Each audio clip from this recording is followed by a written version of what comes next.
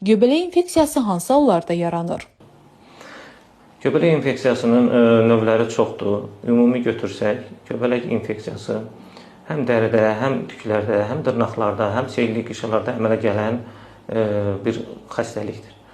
Göbələk xəstəliyinin yaranması səbəbləri mühitdən asılıdır. Dərinin nəmliyi, isti hava, bunların hamısı göbələk xəstəliklərinin yaranmasına səbəb olur. Xüsusən uzun müddət ayaqlar ayaqqabılı qalanda, qasıq nahiyəsində tərləmə, qoltuq altı nahiyələrdə, büküşlərdə tərləmənin nəticəsində bu göbələk xəstəlikləri əmələ gələ bilir.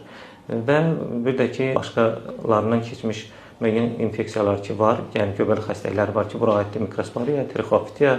Bu infeksiyalarda son dövrlərdə də çox yayılmış bir xəstəlikdir.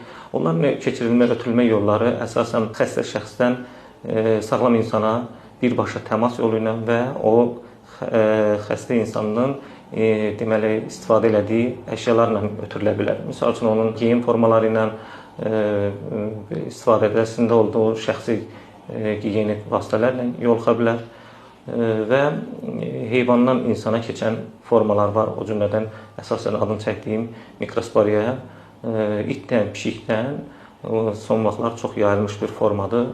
Bunların mütləq və mütləq qarşısını almaq üçün şəxsi gigiyena qaydalarına əməl olunmalıdır. Ümumi istifadə olunan dəsmallar, baş geyimləri şəxsi olmalıdır istifadədə.